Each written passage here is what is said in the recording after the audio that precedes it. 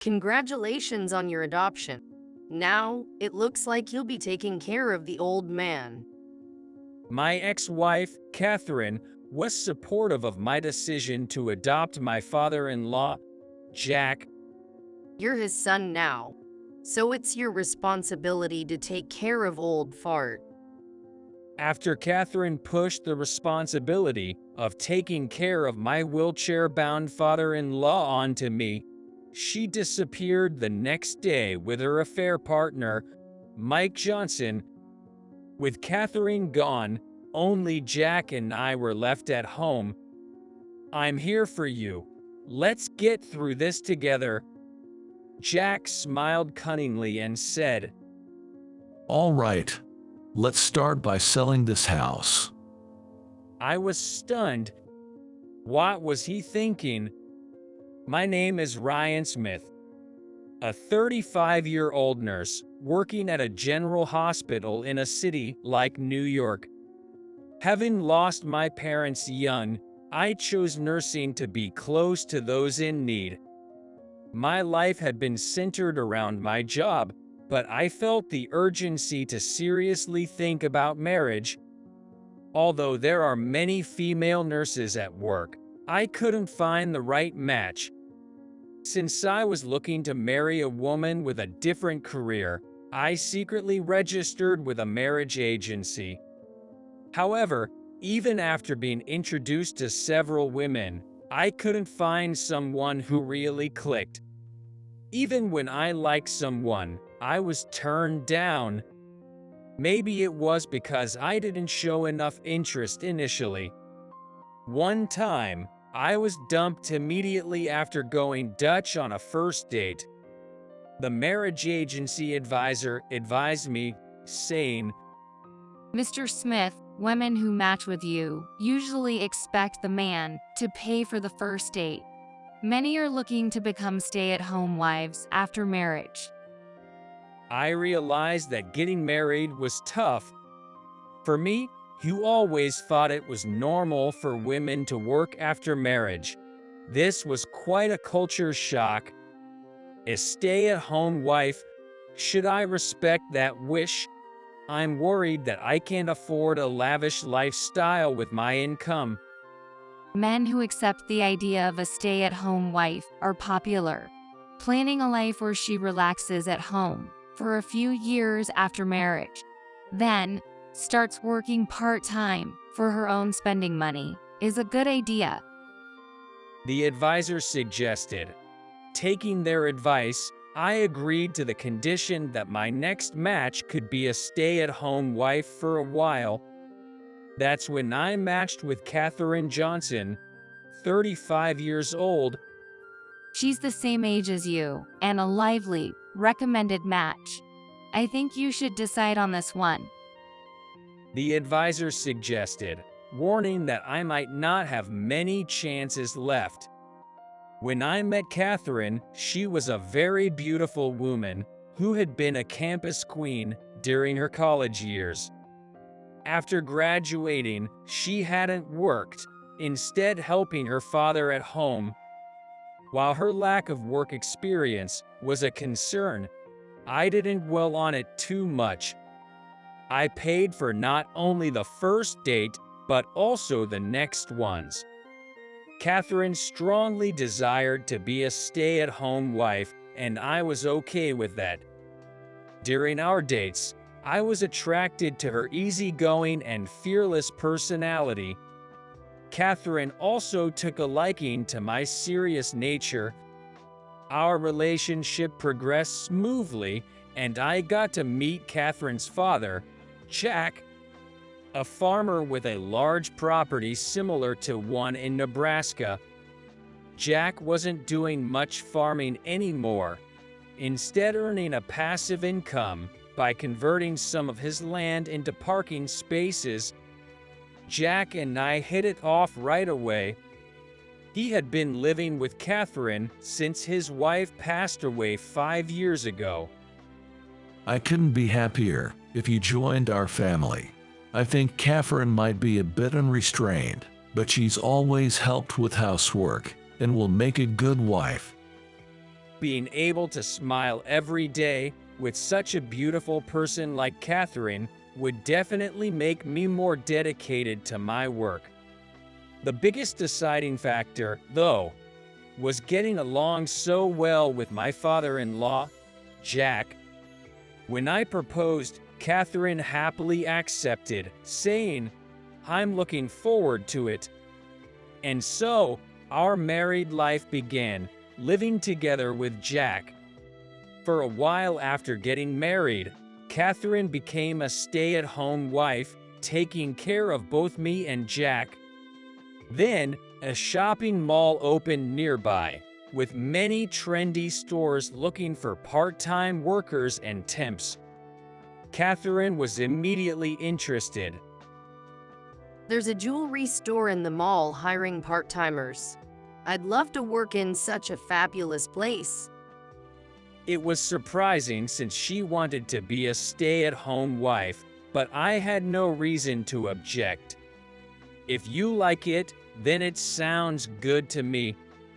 We agreed that the money Catherine earned wouldn't go towards our living expenses, but she could use it for herself. In hindsight, this was perhaps too lenient.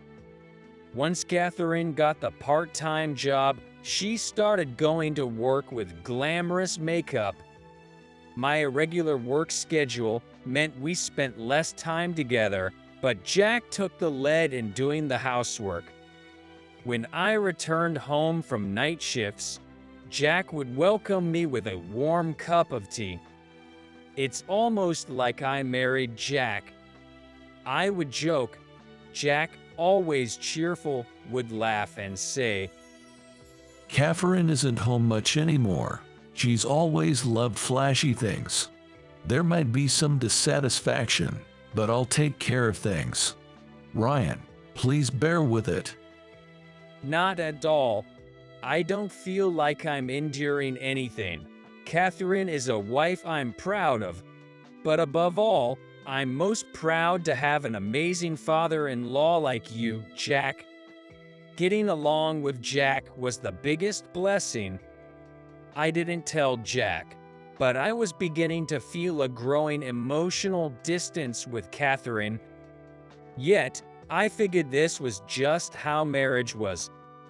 More than anything, Jack was a person of great character whom I deeply respected. That alone made me grateful for this relationship. Then one day, when Jack was working in the garden, he suddenly collapsed and was rushed to the hospital where I work. I heard the news from the head nurse and hurried to the chief internist's office. The chief internist looked serious and told me, Ryan, it seems Jack has been hiding his poor health. His body can't withstand surgery anymore.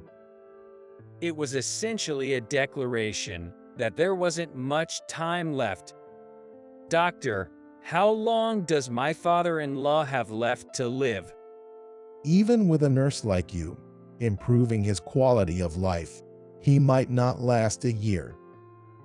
Unsure of what to do, I knocked on the door of Jack's hospital room. Jack seemed to understand his fate well. Ryan, how long do I have? Don't hide it from me. I want to make the most of my short time left. "You might not have even a year to do the things you enjoy, but of course I'll be by your side, supporting you to stay as healthy as possible for as long as we can." Then Jack said something unexpected. Ryan, please keep the truth about my remaining time from Catherine. If she knows I'm sick, she'll surely leave.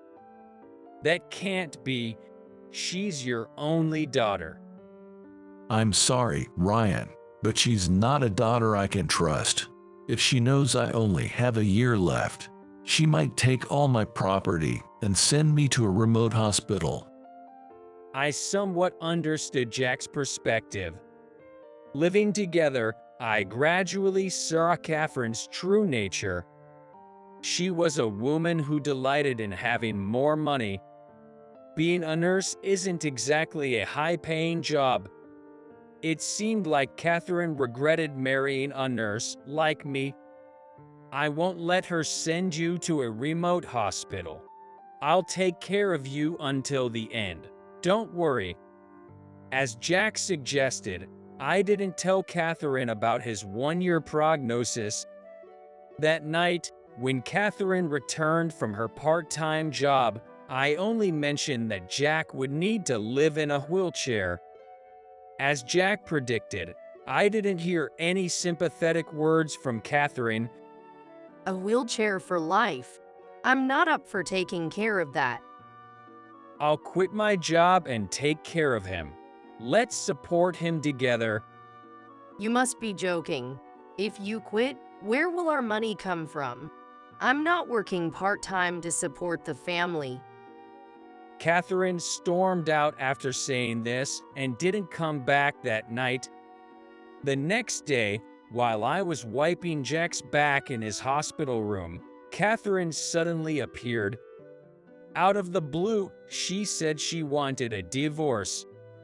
I couldn't understand what she meant. Why would she make such a choice when her father was seriously ill?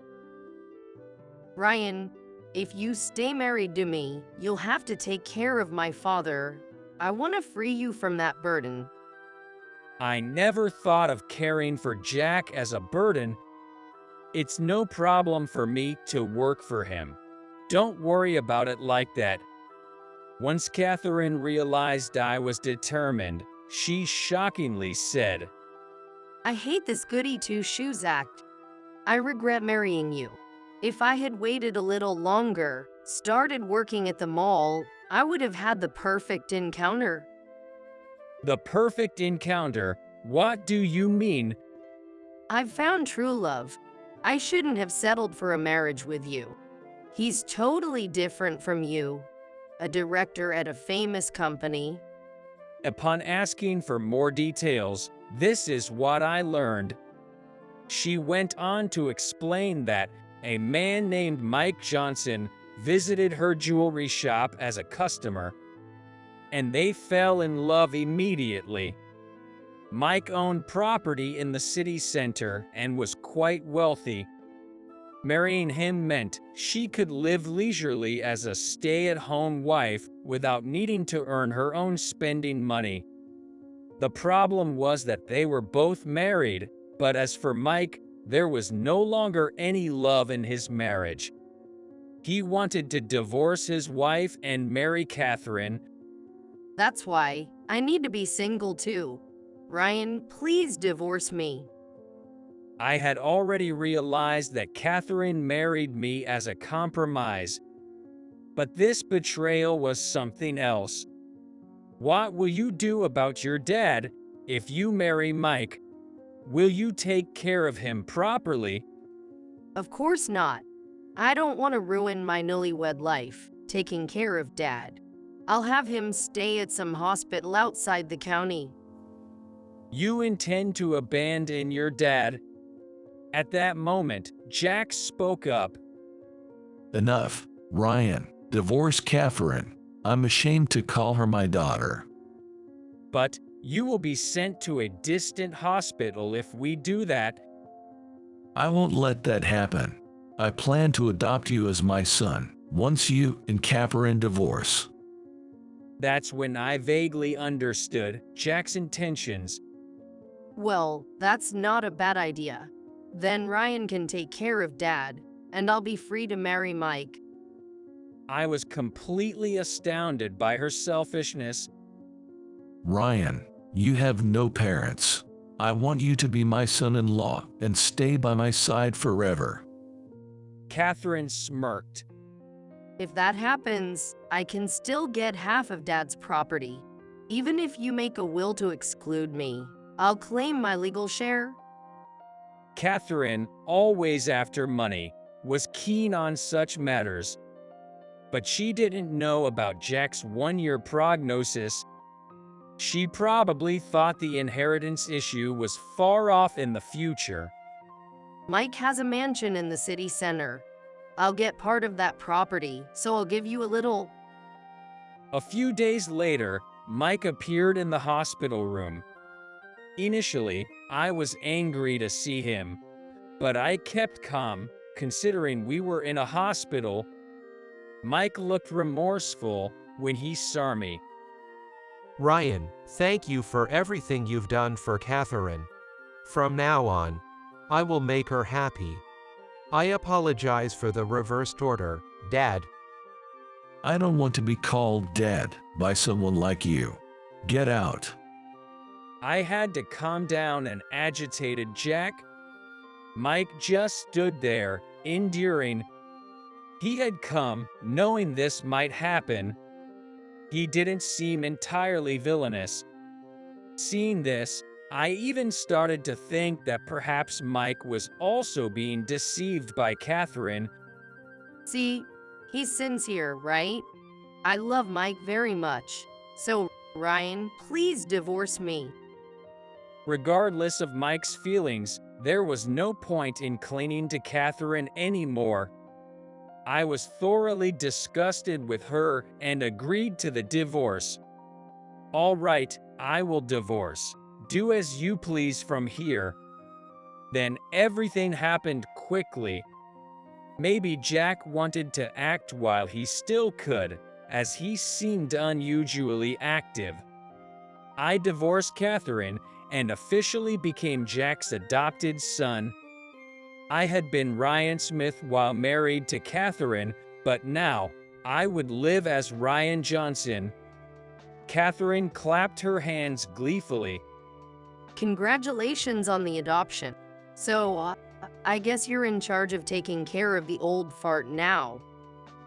I couldn't help but raise my voice. To call your own father old fart, you're the worst daughter. But my words meant nothing to Catherine. You're his son now, so you've got the responsibility of taking care of him. I guess it's good that I met a nurse, even if it comes with a divorce. After pushing the responsibility of caring for wheelchair-bound Jack onto me, Catherine disappeared the next day with Mike. For Mike and Catherine to marry, Mike first needed to finalize his own divorce. Moreover, even after a woman is divorced, she cannot immediately remarry. But none of that mattered to me anymore. I was determined to do my best to make the rest of Jack's life as wonderful as possible. So, I wheeled Jack back to our home. It had been a while since we returned to our house, and Jack seemed to be relaxing. I tried to cheer him up a bit. Dad, I'm here with you. Let's get through this. Then Jack gave a sly smile. All right, how about we start by selling this house? I was taken aback. What was he thinking? Jack began to liquidate his assets. He put up for sale the land he had been renting out as monthly parking and the unused farmland, letting them go. A significant amount of money started accumulating in his bank account. I better use the money myself before Catherine takes it. Ryan, can you indulge the whims of an old man? As Jack's son-in-law, I had no desire for his inheritance. Jack's assets were his, and it was fine by me if he used them all. I don't intend to leave any inheritance behind. Ryan, I'm going to enjoy life to the fullest now. That's exactly what I wanted for him. Sounds great. Let's spend it all. Thank you, Ryan. I'll take you up on that. Dad, what do you want to do now? Just tell me anything, and I'll make it happen. Jack squinted as if reminiscing. Well, I've always been a country boy and never really traveled. I'd like to go on a trip, maybe even abroad. I thought it was a great idea. Leave it to me. How about we go on a world tour? That would be amazing. But I'm getting weaker. I'm not sure if I can endure a flight. Don't worry, there's a way to travel around the world even without much strength.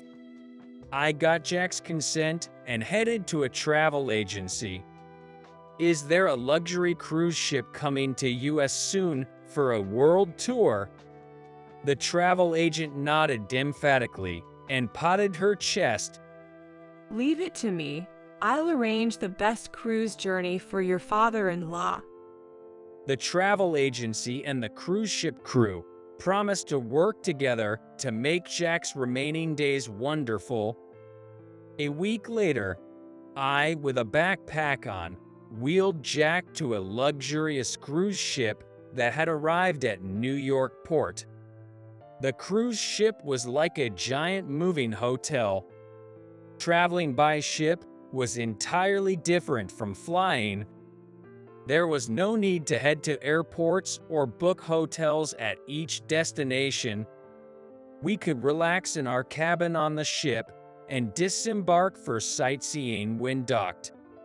We could buy clothes at stores at our stops, so there was no need for a large suitcase. The ease of getting on and off the ship with a wheelchair was the main reason I recommended the cruise. We could either leisurely sightsee or stay on the ship if we felt like it. I booked a suite on the luxury cruise ship where Jack and I stayed together. Every morning began with checking his temperature and blood pressure to monitor his condition. We mostly used room service for breakfast to reduce Jack's burden. On days we moved from port to port, we'd sit on the balcony and watch the sea. For lunch and dinner, we'd choose from the many restaurants on board and enjoy luxurious meals. In the evenings, there were movies, stage shows, and magic shows, making us feel like we were visiting Broadway and Las Vegas every day. On sunny days, we'd go swimming in the pool. Jack didn't swim, but enjoyed sunbathing poolside, applying suntan oil in hopes of looking healthier. If Jack felt unwell, we'd simply relax in our cabin. As a nurse, that's when my skills came into play. The cruise manager was already aware of Jack's illness, and they assured us that a doctor was available 24/7. Jack was able to enjoy his overseas trip without any strain. For a while after we started the trip, Jack was surprisingly lively. When he felt good, he'd leave his wheelchair and go outside with a cane. After leaving New York port and passing Havana port, we went from Georgetown to Panama. Eating at the same restaurant every day, we became familiar with other tourists. Jack quickly made many friends with his cheerful smile. I'm traveling with my son.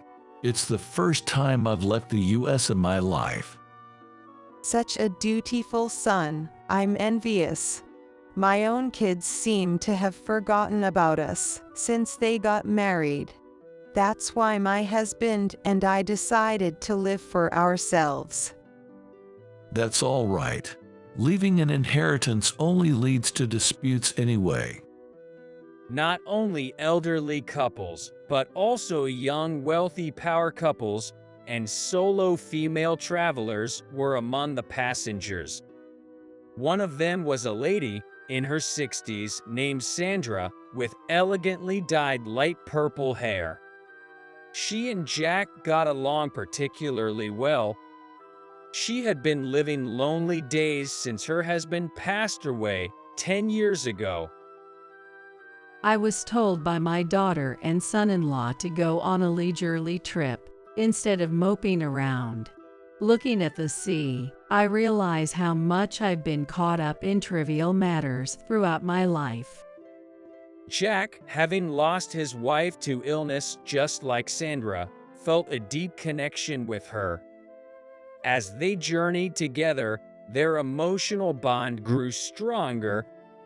The tranquil days unique to a cruise journey passed by. It was a trip completely free from the rush of catching flights. From the balcony, gazing at the blue ocean, Jack murmured, "When I turn to ashes, scatter me into the sea. Then I can travel the world forever." I nodded silently in agreement. A week later, we passed through the Suez Canal and moved on to Egypt, then Greece. Enjoying the beautiful contrast of white walls and sky in the Greek towns, Jack and Sandra walked together. I stepped back, careful not to intrude on their moment. The orange sunset sank into the blue horizon, a view Jack and Sandra savored side by side. When Jack felt well, I'd ask Sandra to accompany him, allowing me to take a separate route. Eventually, Jack started to show signs of fatigue, and I became more cautious in our activities. Some nights were tense, but often he'd feel better by morning. On Christmas night, Jack had a slight fever. However, he insisted on going to the dance hall to keep a promise with Sandra. I consulted with a doctor and got a prescription for a stronger fever reducer. To make Jack look a bit more energetic, I borrowed some cosmetics from the ship's staff and used foundation to improve his complexion. Dressed in a suit tailored in Italy, he looked every bit the charming gentleman with distinguished gray hair. During the day, Jack had learned some basic waltz steps from a woman who performed in the ship's musicals. He practiced the steps, leaning on a table. "I'm nervous about messing up. I hope Sandra won't be disappointed." Don't worry, it's not about the steps. It's the effort that counts. We used the wheelchair to the elevator, but walked slowly into the dance hall. There, elegantly dressed Sandra was waiting for Jack. I gently nudged his back, and Jack approached Sandra. Merry Christmas, Jack. "Merry Christmas, Sandra." With live music playing, many couples danced gracefully around the hall. Jack extended his hand and led Sandra to the center of the dance floor. His steps were unsteady, but Sandra skillfully covered for him. This became their first and last dance together. On New Year's Eve, amidst a grand countdown party, I walked briskly through the ship's corridor, filled with tension. The ship had a reliable internet connection, always keeping us connected to US. Since I hadn't brought a computer to my room, I used the captain's quarters. That day, the call came from Catherine. Facing Catherine on a video chat after a long time, her heavy makeup seemed a bit off, making her look older. I've been looking everywhere for you.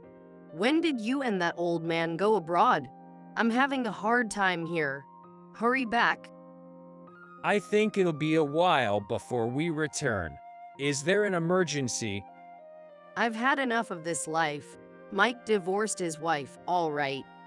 But he gave most of his fortune to his ex-wife. Even the mansion in the city center. He was more honorable than I thought.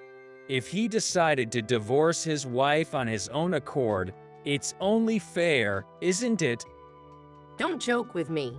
We're living in a tiny 1 LDK rental now. I thought he at least had some stocks or something, but nothing? Irritated, I hurried Catherine along. If it's not urgent, can it wait? Right now, I want to spend every second I can with my dad. What? Something happened to the old man. Bring him here. I have things to say to him too. At that moment, there was a knock, and the captain entered. Ryan, your father. I understood everything and closed my eyes. What's going on? Say something? I silently ended the video chat. Could you please leave it disconnected for a while? The captain quietly responded, understood. When I returned to the room, Sandra was holding Jack's hand as he peacefully closed his eyes. Following his wishes, I scattered Jack's ashes into the sea. After everything ended, I said goodbye to the other passengers and flew back to US alone. At the airport, I reunited with an angry Catherine. I had heard along the journey that Catherine had broken things off with Mike. So, you ended up not marrying and split. Tough break. But I knew Catherine wasn't expecting such words. How could you cash everything and splurge abroad? That's the worst revenge against me. The inheritance Catherine expected to receive was entirely used up by Jack. Is there at least a little left? Well, there might be some unused farmland left. Just that land. It's practically worthless. Still better than nothing. I'll renounce my inheritance rights, so do as you please. Catherine trembled with frustration. The thought that this was the woman I was once married to felt strange. As I started to leave, Catherine shouted at my back. Wait, what are you planning to do now? Just going back to my usual life. Thanks to Jack, I had the opportunity to travel around the world. I'm grateful to Jack for sharing such dream-like days with me. As for what happened to Catherine afterward, she sold the small piece of land she was left with, but it didn't amount to much. She was criticized at the jewelry shop where she used to work for fraternizing with clients and couldn't find re-employment. Known in the neighborhood for her reckless behavior, she was even turned down for a part-time job at a supermarket. Now, she lives in an old apartment away from her hometown, working in building maintenance. The days I spent with Jack greatly changed the course of my life. I started working as a nurse on a luxury cruise ship of the same company as the one we traveled on. It's a ship frequented by many American passengers. Someone who is familiar with American culture is a reassuring presence. I feel in sync with my British nurse colleague. Working while traveling the world is fantastic. Jack gave me a wonderful experience, far more valuable than any inheritance. Inspired by how Jack lived his life to the fullest until the end, I want to lead a life that I can look back on and feel proud of.